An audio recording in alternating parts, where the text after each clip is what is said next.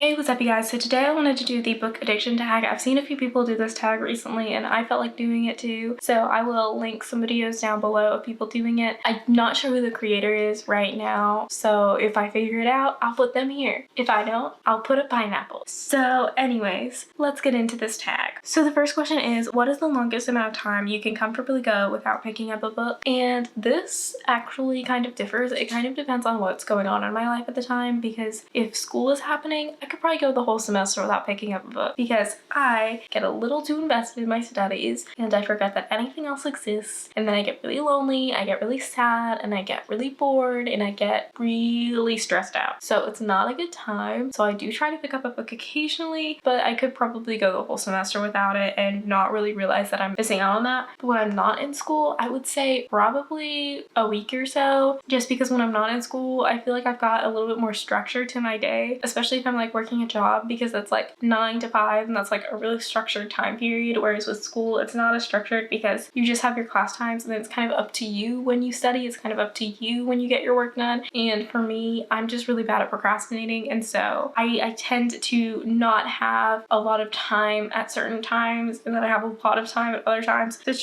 just a really big mess. I'm not good at structuring my own time. So the second question is, how many books do you carry on your person, physical or device, at any one time? 1. So normally when I'm like just going to school, going to class, I've got a book in my book bag and I will read it before class. That's just normally how it works. I might do some homework on like my device, but I don't typically have a book on my device, but I'm going to start trying to do that to try to save paper, but we shall see what happens with that. But typically one book. I'm typically only reading one book at a time, but I've started reading 2 books recently, one on audiobook and one physical. Do you keep every book you buy, receive, or are you happy to pass them on to make space for more? I do keep every book that I buy or receive. I just like owning the books that I have. I don't know. It just makes me happy. It brings me joy, as Marie Kondo would say. Well, actually she wouldn't say that because it's not a very minimalist approach to owning books, but I do keep every book that I buy. Like, my dream has always been to have my own home library, and I'm talking like a legit room with like shelves. Like, I'm talking like a legit home library room. So that's always been my dream, and you need books to fill that up. So might as well start now, especially given the fact that it's hard for me to physically buy that many books in a year because money's hard to come by. So question number 4, how long would you spend in a bookshop on a standard visit? Probably like an hour.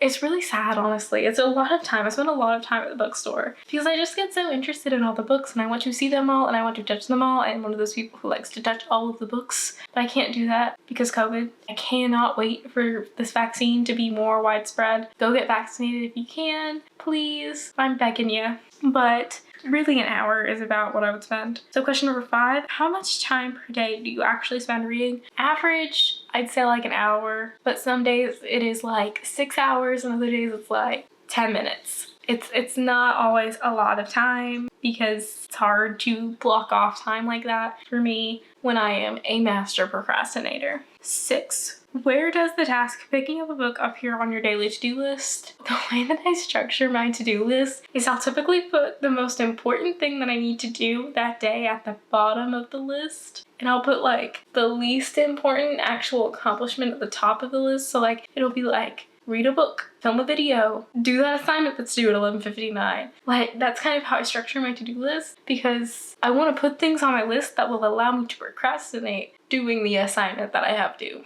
This whole video is just a lesson in how I procrastinate. Question number 7, how many books do you reckon you own in total, including ebooks? I actually recently counted this because of the bookshelf tour, but since then I have bought books. Like, so I had planned on doing my bookshelf tour back in December and I counted all the books that I owned in December, but that was before Christmas happened and then before my money that I got from Christmas and my money that I got from scholarships happened. And so I was able to kind of use that money to buy myself some more books because that's what I do when I get more money. I just buy books. But anyways, I bought myself some more books. So when I last counted, it was like 210, so also like 220 now, maybe. So question number 8 is, how often do you bring up books in conversation? Books is like my interesting fact whenever people ask me like, tell us something about yourself. I'm like, I like to read. I think that makes me a little bit different than other people in like my major or in my world of electrical engineering. Like, not everyone reads, so I think that makes me interesting. So I would say whenever that conversation happens at the beginning of the semester. Sorry, I'm like really talking about school right now. It's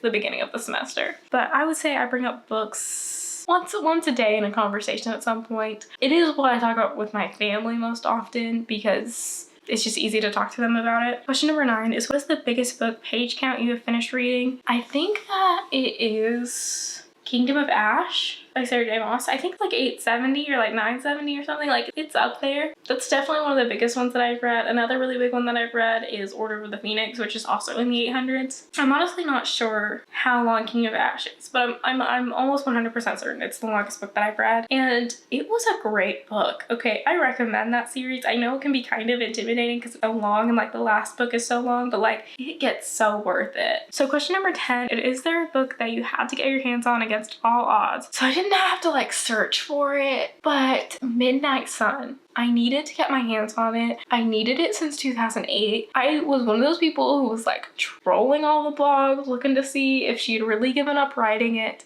And I read the stuff that she had posted after some of it had leaked, and I needed it. I needed it like you need air to breathe, okay? And we finally got it this past year in 2020. The only good thing to happen in 2020. And I'm so happy. I think that my life is complete because I finally read that book, honestly. But that book, I had to get it. I literally screamed in my house whenever I realized that it had been announced. Like, my mom was sitting in the living room and she was like, what is Midnight Sun? And I was like, Mom, how do you not know? You introduced me to Twilight. You taught me Robert Pattinson. You taught me Taylor Lautner. You taught me Edward and Jacob. How do you not know what Midnight Sun is? Were you not there with me? So question number 11 is there a book you struggled to finish because you refused to DNF? Allegiant. I really wanted to finish that series. I feel like everyone had finished that series, and so I wanted to be one of the people who also finished that series. But oh boy, did I hate that book. Like, I was so bored by like page 20, and it was so hard to go on. I tried to read it like 3 different times before I was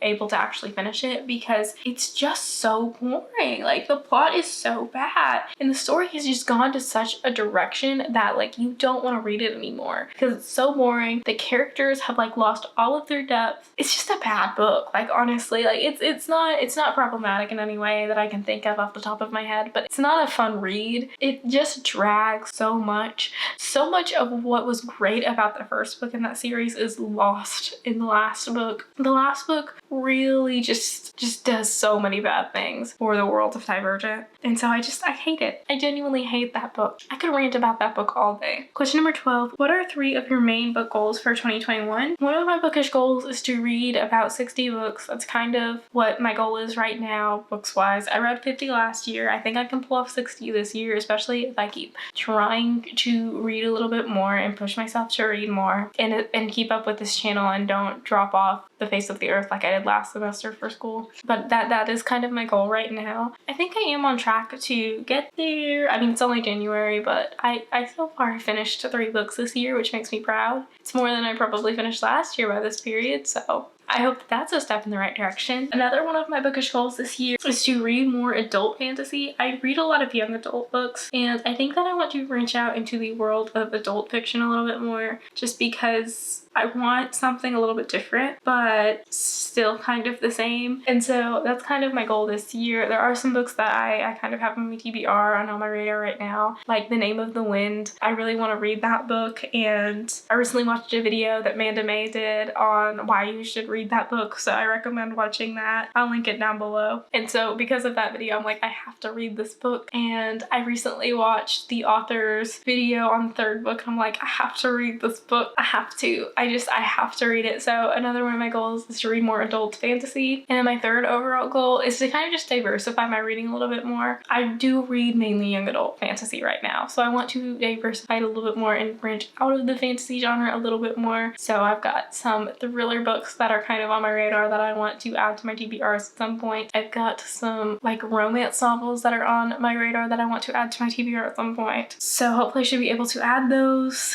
We'll see what happens with that, but those are kind of 3 of my goals for this year so far. And so far, I think I'm only on track to do one of them because I have no plans yet for the other 2, but we shall see. Question number 13, have you ever had the privilege of converting someone into a reader by inspiration or your incessant nagging? Kind of, maybe, I don't know. So my dad reads, like, I wouldn't say a lot, but more than other people. Like, he doesn't read nothing like most people, I would say. He reads audiobooks a lot because he travels a lot, and so I think that I did start him kind of on that trend, but I don't know that I did. He might have just found it on his own if I didn't exist, but I like to think that I contributed to it because I've been reading books for so long, and I think it did kind of start as like as kind of like a thing for us to talk about. He started reading a lot different books than I would typically read, and he is the reason why I have to add thrillers to my TBR, because he reads primarily thrillers and he wants me to review a specific thriller on this channel. I don't remember what it is off the top of my head, but gotta add that to the TBR because it's nice when your family engages with you in these things, so I gotta do it. I got to. So question number 14 is describe what books mean to you in 5 words. Happiness, friendship, escape, relaxation, inspiration. I think that's 5 words. I'm a math major. Can I count? I don't know. So anyways, that is the book addiction tag. Again, don't know who created it, but if you like this video, please like, subscribe, comment, all that jazz. Comment down below how addicted you are to books, and comment down below if you plan on doing this tag as well. I love watching y'all's videos, so I will see you in my next one. I post videos on Tuesdays, Thursdays, and Sundays. Bye!